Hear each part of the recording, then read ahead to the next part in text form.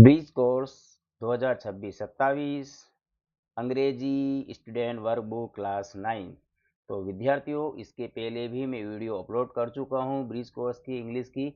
आज next topic हम पढ़ने वाले हैं। इसके पहले जो वीडियो अपलोड कर रहा हूं वो आपको मैं बता देता हूं कि क्या क्या वीडियो मैंने अपलोड कर चुका हूं। मैं आप मेरी जो प्ले लिस्ट होती है, play list PLAYLIST play list में आप जाकर वहां पर सारी वीडियो को देख सकते हो, क्योंकि मैंने विज्ञान, अंग्रेजी, गणित सभी की प्लेलिस्ट बना रखी है। प्लेलिस्ट में आप उसको सारी वीडियो को देख सकते हो। इसके पहले मैंने फर्स्ट वीक 1 ऑन एंड डव और दूसरे वीक की होम्स एंड बर्ड्स, इसकी दो वीडियो बनी है। एक स्टोरी की अलग वीडियो है और ग्रामर की अलग वीडियो, और दोनों वीडियो में मैंने बहुत अच्छी से समझाया है।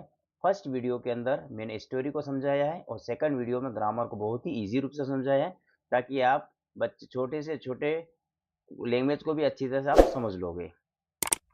तीसरे सप्ताह में के लिए मैंने बॉय एंड ए बर्ड, इसकी हिंदी स्टोरी, इंग्लिश स्टोरी को हिंदी में अच्छी तरह से समझा दिया है। और आज हम इस वीडियो के माध्यम से a boy and a bird की ग्रामर को सरल रूप से समझेंगे। इसलिए इस वीडियो को शुरू से लेकर अंत तक बहुत जरूर देखना। और आखिरी में आपको मैं वीडियो के अंत में एक बहुत ही महत्वपूर्ण जानकारी देने वाला हूँ, इसलिए इस वीडियो को मिस बिल्कुल भी मत करना। और यदि चैनल पे आप नहीं हो तो चैनल को सब्सक्राइब जरूर करना, क्योंकि विद्यार्थियों यह चैनल आपके लिए ही बनाया गया है। क्योंकि इस चैनल पर कक्षा 9वीं से 12वीं तक विद्यार्थियों के सभी के लिए मोस्ट एमपी क्वेश्चन अपलोड होते हैं। तो 9वीं के विद्यार्थियों, अभी आपकी त्रैमासिक परीक्षा आने वाली है और त्रैमासिक परीक्षा के लिए जितने भी मोस्ट एमपी क्वेश्चन होंगे, हिंदी, गणित, विज्ञान, अंग्रेजी, सारे ही विषय के मोस्ट एमपी क्वेश्चन अपलोड होंगे। इसलिए इस चैनल को अवश्य सब्सक्राइब करें और अपने मित्रों में भी इसको शेयर करें। Okay, let's start video. अब हम पढ़ते हैं बॉय एंड अ बर्ड की grammar.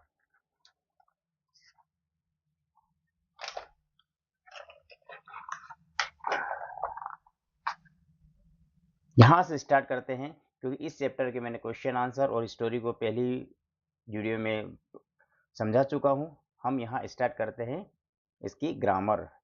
Find out opposite word of the words from the passage. तो मैं गहलोत सर आप सभी का मेरे इस यूट्यूब चैनल पर बहुत बहुत स्वागत करता हूँ। यहाँ पर फाइंड आउट मतलब पता लगाना है। यहाँ पे दिया हुआ है अपोजिट वर्ड्स। अपोजिट वर्ड का होता है विपरीत शब्द, उल्टे शब्द। रिच, रिच का अर्थ होता है अमीर, तो इसका उल्टा हो गया पुअर, पुअर का अर्थ होता है गरीब। सॉफ्ट, सॉफ्ट का अर्थ होता है नरम, इसका अपोजिट हो गया हार्ड, हार्ड है ना कठोर। हैप्पी, हैप्पी का अर्थ होता है खुश, इसका अपोजिट वर्ड हो गया सैड, सैड मीन्स दुखी।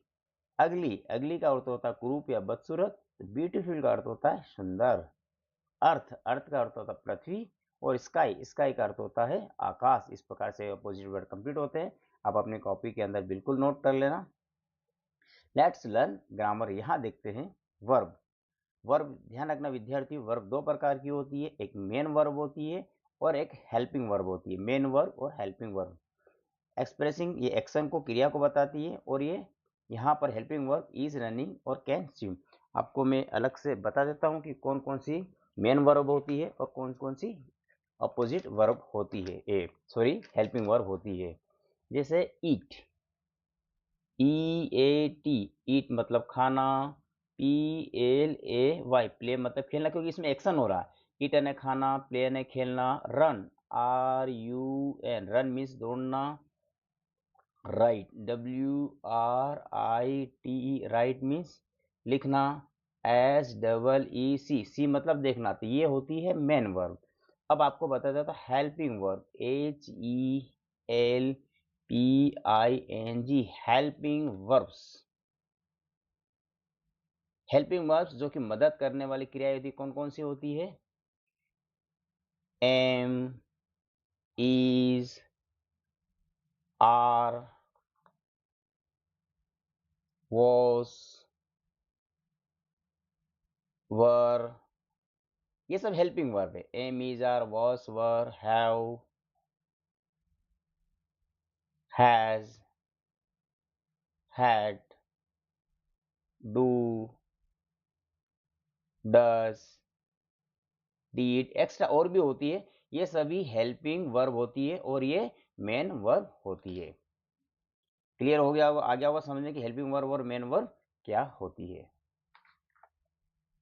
Now next complete table. यहाँ पर आपको कंप्लीट टेबल दी हुई है, इसमें प्रेजेंट टेंस, पास्ट टेंस और पास्ट पार्टिसिपल, तो वर्ब की फर्स्ट फॉर्म, सेकंड फॉर्म और यहाँ पर दी हुई है वर्ब की थर्ड फॉर्म दी हुई है।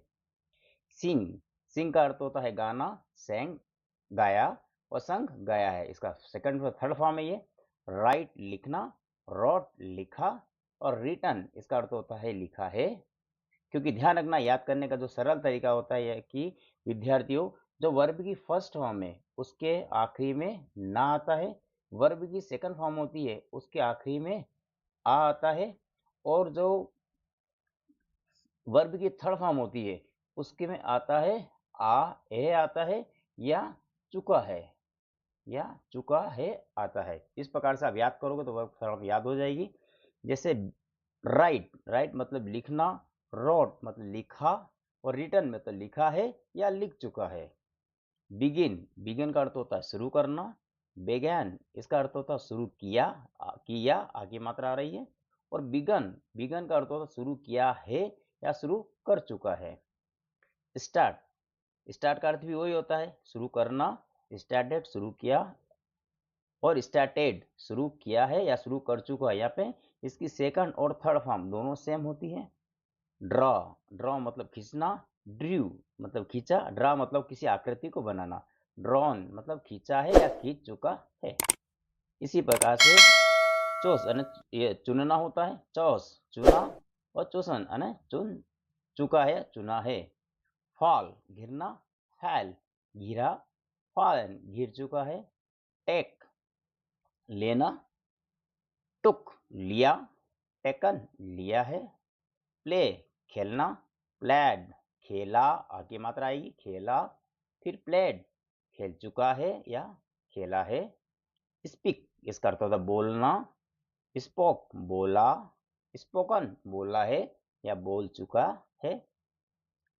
पुट रखना, पुट रखा, पुट रखा है या रख चुका है। कट काटना, कट काटा और कट काटा है। अब यहाँ पर देखिए इसकी फर्स्ट सेकंड थर्ड ये तीनों ही सेम है, तीनों सेम वर्ब है। इस प्रकार से वर्ब है। अब आपकी कॉपी में सारी फिल कर लेना, आपकी बुक के अंदर ये फिल कर लेना। आपको हिंदी अरबी मैंने समझा दिया, क्योंकि वर्ब याद करोगे तो आपकी इंग्लिश ग्रामर बहुत अच्छी तरह से हो जाएगी। नाउ नेक्स्ट अगला पढ़ते हैं अपन। Change the verb in past tense and rewrite the sentence. अब यहाँ पर दिया हुआ है चेंज मत का अर्थ होता है बदलना। किसमें बदलना? पास्ट टेंस, मतलब आपको पास्ट टेंस में बदलना, भूतकाल के अंदर बदलना है। She cooks, she cooks dinner for her family. वह उसके परिवार के लिए खाना पकाती है। तो ये आपका प्रेजेंट सिंपल का टेंस है, आपको इसको पास्ट में बदलना है। तो ध्यान रखना विद्यार्थियों, कुछ नहीं होता है, कभी टेंस को अगर बदलना होता है तो केवल वर्ब ही बदलती है, इसके अलावा कुछ भी नहीं बदलता है। तो यहाँ पर वर्ब की फर्स्ट फॉर्म कुक्स है, तो हम यहाँ पे कुछ चीज क्या लगा देंगे, क्या लगा दिया यहाँ पे, कुकड लगा दिया। देखिए आप कुकड लगा दिया, तो इसका हो गया सी कुकड। अब बाकी देखो यहाँ से यहाँ तक का पूरा वही वाक्य उतारा, डिनर फॉर हर फैमिली। अब इसका अर्थ क्या हो गया, उसने उसके परिवार के लिए खाना पकाया, या वह उसके परिवार के लिए खाना पकाती थी। ये हमने भूतकाल में बदल दिया। ये आपका प्रेजेंट था और ये पास्ट में चल गया। अगले को देखते हैं। They play soccer after school. वे स्कूल के बाद सोशर खेलते हैं। तो यहाँ पर वर्ब का फर्स्ट फॉर्म है, इसको हमको पास्ट में बदलना है। तो प्ले की जगह हमने क्या लगा दिया, प्लेड। केवल वर्ब चेंज हुई स्टूडेंट। अब वे स्कूल के बाद सोशर खेलते थे या खेले। We watch a movie every day. हम प्रत्येक शुक्रवार को मूवी देखते हैं। वॉच ने देखना, देखते हैं। अब यहाँ पर आ जाएगा, ये वर्ब की फर्स्ट फॉर्म थी तो हमने क्या करा, वॉच्ड कर दिया। बाकी बाकी सेंटेंस को पूरे पूरे कैसे कैसे ही होता आ रहा है। We watched a movie every Friday. अब इसका अर्थ हो गया हम प्रत्येक शुक्रवार को मूवी देखते थे या देखी। नाउ नेक्स्ट, सी सिंग्स ब्यूटीफुली। वह बहुत अच्छा बहुत सुंदर गाती है, प्रेजेंट है। शी सैंग ब्यूटीफुली, वह अच्छा गाती थी। तो ये वर्ब की सेकंड फॉर्म आ गई सैंग। Rohan help me with my homework, Rohan मेरे होमवर्क में मदद करता है। अब यहाँ पे आ जाएगा इसका, हेल्प की जगह लगा दिया हमने help. Rohan help me with my homework, Rohan मेरी होमवर्क में मदद करता था या करता करी।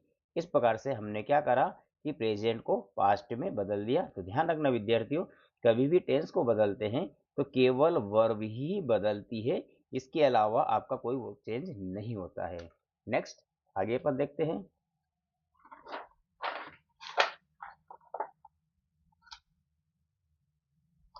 अगले में दिया हुआ है underline the present form of the verb and encircle the past form of the verb, then write them in separate wings below. यहाँ पर आपको क्या करना है, ये बटरफ्लाई दी हुई है और इस बटरफ्लाई में दो विंग है, दो पंख हैं इसके। आपको एक तरफ प्रेजेंट फॉर्म को लिखना है और एक तरफ पास्ट फॉर्म को लिखना है। प्रेजेंट फॉर्म मतलब वर्तमान की है और पास्ट मतलब भूतकाल की है। तो ये सारी वर्ब दी हुई है, इस वर्ब में सब मिक्स है, प्रेजेंट के भी मिक्स है और पास्ट के भी मिक्स है। तो मैंने यहाँ पर लिख चुका हूँ, ये प्रेजेंट की फॉर्म है और ये पास्ट की फॉर्म है। बार्क का अर्थ होता भौंकना, सिंग का गाना, वॉच का देखना, पेंट करना, ईट खाना, रीच पहुंचना, कंप्लीट पूरा करना और स्विम मैंने तैरना। ये सब वर्ब की फर्स्ट फॉर्म थी। अब ये वर्ब की सेकंड फॉर्म है। स्टडीड मैंने पढ़ाई की, वेंट ने गया, केम आया, टॉक्ड बातचीत की, ग्रू उगाया, रैन बारिश हुई, टॉट पढ़ाया और प्रैक्टिस, प्रैक्टिस का अर्थ होता है प्रैक्टिस की। इस प्रकार से ये आपकी पास्ट फॉर्म कंप्लीट है। नाउ नेक्स्ट आगे देखते हैं।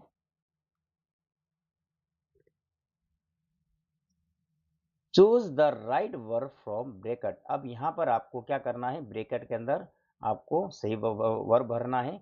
The lions eating meat, the lions eating meat. अब यहाँ पर देखो क्या आ रहा, लॉयंस जो आ रहा एस आ रहा, बहुत सारे शेर है, बहुवचन है, इसलिए बहुवचन के जो हेल्पिंग रोल लगती है कौन सी लगती है, आर लगती है। तो यहाँ पे आ जाएगा are, the lions are eating meat. The doctor operating on a patient. तो डॉक्टर क्या है, एक ही अकेला डॉक्टर है, एक वचन है, बहुवचन एक बहुवचन नहीं है। और एक से ज्यादा होते तो हम आर लगाते, लेकिन एक ही डॉक्टर है इसलिए यहाँ पे इज आ जाएगा। तो यहाँ पर आ जाएगा is, the doctor is operating a patient. We cleaning the car now. अब यहाँ पर वी आ रहा है तो ध्यान रखना वी के साथ जो सहायक क्रिया कौन सी लगती है, आर लगती है। तो यहाँ पर आएगा we are cleaning the car now, हम अब कार साफ कर रहे हैं। द बेल रिंगिंग, इज और आर, तो द बेल एक घंटी एक ही है, एक वचन है, एक वचन के साथ हमेशा सहायक क्रिया इज आती है। तो यहाँ पर आ जाएगी is, the bell is ringing, घंटी बज रही है। दे रीडिंग शॉर्ट्स स्टोरीज, वे छोटी कहानी पढ़ रहे हैं। तो दे के साथ सहायक क्रिया कौन सी आती है, आर आती है। तो they are reading shorts story, वे छोटी कहानी पढ़ रहे हैं। इस प्रकार से ये आपका कंप्लीट होता है। अगर आपको वीडियो अच्छी लगी है, पसंद आ रही है, इसी प्रकार की और भी वीडियो आप देखना चाहते हैं तो मेरे चैनल को ज़रूर सब्सक्राइब करें और साथों साथ आप वीडियो को बिल्कुल लाइक करते जाइए और शेयर भी करिए, क्योंकि लाइक और शेयर करने से हमें उत्साह मिलता है। हम उसी ऊर्जा के साथ आपके लिए, आपकी मदद करने के लिए हम नई वीडियो बनाते हैं। और देखो विद्यार्थी, हम आपके लिए इतनी मेहनत करते हैं तो लाइक और शेयर तो बनता ही है।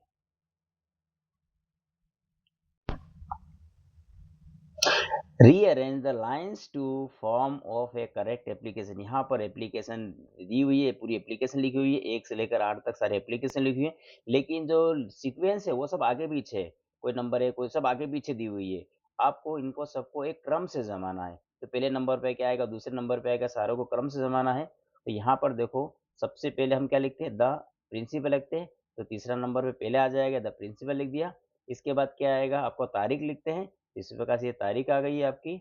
फिर क्या आता है आपका subject, subject application for 2 days leave, तो ये आपका एप्लीकेशन फॉर 2 डेज लीव आ गया। इसके बाद एप्लीकेशन की शुरुआत करते हैं, I have been suffering from fever since last night, इस प्रकार से ये वाली लाइन आ गई। इसके बाद आपकी I request you to grant me leave for 2 days leave. इस प्रकार आपकी ये वाली लाइन है, जो पहली लाइन आ जाएगी। फिर आ जाएगा आपका थैंकिंग यू आ जाएगा। इसके बाद यूर ओबीडियंटली उतार देंगे, और आखिरी में नाम आ जाएगा आयुष मेहरा। इस प्रकार आयुष मेहरा। तो ये आपकी कितनी लाइन थी? 8 लाइन थी। तो 1 2 3 4 5 6 7 8, आठों लाइन को हमने बिल्कुल क्रम से जमा दिया, और ये आपकी एप्लीकेशन क्या हो गई? कंप्लीट हो गई। आई होप बिल्कुल अच्छा समझ में आया होगा, और वीडियो अच्छी लग रही हो तो साथों हाथ आप बिल्कुल लाइक का बटन नीचे दिया हुआ है, और बिल्कुल लाइक कर दीजिए।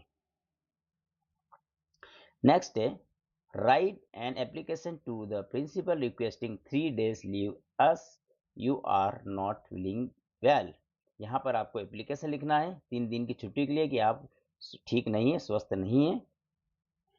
To the principal subject an application for 3 days leave, 3 दिन की छुट्टी के लिए। Respected sir, I am a student of class 9, मैं 9वीं कक्षा का विद्यार्थी हूँ। I am not feeling well, मैं अच्छा नहीं हूँ, स्वास्थ्य ठीक नहीं है।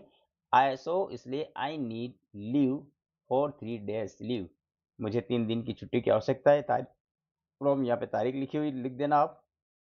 Kindly grant me leave for 3 days, thank you. और आखिरी इधर आ जाएगा यूर ओबीडियंटली, यहाँ पर नेम आ जाएगा, इसके नीचे रोल नंबर आप लिखना। यहाँ पे कोई जगह नहीं है, इसके नीचे आप पूरी सीक्वेंस से लिख लेना आप। ये आज इस वीडियो के माध्यम से आपको इस चैप्टर की पूरी ग्रामर को बहुत इजी तरह से समझा रहा हूँ, इसलिए इस ग्रामर को आप शुरू से लेकर आखिरी तक जरूर देखना। अब देखो यहाँ पर एक पिक्चर दिया हुआ है, look at the picture carefully and answer the question given below. इसका अर्थ होता है इस चित्र को ध्यान से देखिए, और नीचे प्रश्न दिए उसके उत्तर लिखना है आपको। Write any 10 object you see in the picture. आपको यहाँ पर कोई 10 ऑब्जेक्ट को लिखना है जो कुछ काम कर रहे हैं। ऑब्जेक्ट विषय सब्जेक्ट को लिखना, तो 10 कौन कौन से हैं, 10 वस्तुओं को लिखना है। कौन कौन से लिख दिए? बेंच भी है यहाँ पे, बेंच है, घास, पौंड ने तालाब, ट्री पेड़, फ्लावर फूल, टेनिस रैकेट, टेनिस रैकेट भी है, टेनिस नेट भी है, जाली भी है, टॉय बोट, खिलौने की नाव भी है, बर्ड पक्षी भी है। इस प्रकार से हमने इसको लिख दिया है। Now next, fill in the blanks. आपको फिल इन द ब्लैंक्स भरना है, इसी चित्र के आधार पर ये फिल इन द ब्लैंक्स भरना है। दिस पिक्चर ऑफ है, ये पिक्चर काय का है? ये पिक्चर या तो पार्क का लिख सकते हो, यहाँ पे चाहो तो इसमें गार्डन भी आप लिख सकते हो। देयर इज टेनिस कोर्ट, यहाँ पे क्या है? टेनिस कोर्ट है। देयर आर, क्या क्या है यहाँ पे? ट्रीज है, फ्लावर्स है, पीपल और घास है, ये सब है जहाँ पे बहुत सारी चीजें हैं। There are many trees in the background, background के अंदर क्या है? यहाँ पे आपको देखो पीछे बहुत सारे पेड़ दिख रहे हैं, बहुत सारे पेड़ है। The little girl is standing beside her mother, एक लड़की जो खड़ी है अपनी मम्मी के साथ में खड़ी है, पास में खड़ी है, तो ये आ जाएगा, मदर आ जाएगा। ए man is riding lawn mower, एक जो आदमी है वो लॉन मोवर पे बिल्कुल ये चला रहा है, देख सकते हैं। ये हमने इसको फिल इन द ब्लैंक्स को अच्छी तरह से भर दिया है। ये पूरा कंप्लीट है आपका fill in the blanks. Now next, अब आंसर द क्वेश्चन। इसी चित्र के आधार पर, इसी चित्र के आधार पर अब आपको कुछ क्वेश्चन है, उन क्वेश्चन का उसके आंसर भी देना है। Write what are the two boys doing near the trees, दो लड़के पेड़ के कहाँ क्या कर रहे हैं? तो the two boys near the trees talking और लुकिंग एट द प्लांट्स, ये क्या कर रहे हैं? What are the two boys doing near the trees, मतलब पेड़ के पास में दो लड़के क्या कर रहे हैं? तो the two boys near the tree talking और लुकिंग एट द प्लांट्स। इसका अर्थ होता है कि जो दो लड़के हैं पेड़ के पास में बातें कर रहे हैं और पेड़ को देख रहे हैं। ये दो बॉयज, ये दो बॉयज की बात हो रही है ये। नाउ नेक्स्ट अगला है, what sports are two boys playing in the court, count, तो क्या आ जाएगा? The two boys are playing tennis, क्या कर रहे थे वे? टेनिस खेल रहे थे। इसके बाद what is the riding on the garden, riding garden पे कौन कर रहा है? यहाँ पे बाइसिकल से चला रहे थे, यहाँ पे आप लिख देना a man is riding bicycle, the man is riding, यहाँ पे आ जाएगा bicycle. A man is riding bicycle, इस प्रकार से। नाउ नेक्स्ट आगे देखते हैं। How many children are playing with tennis racket.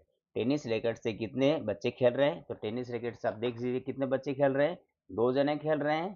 तो यहाँ पर आ जाएगा आपका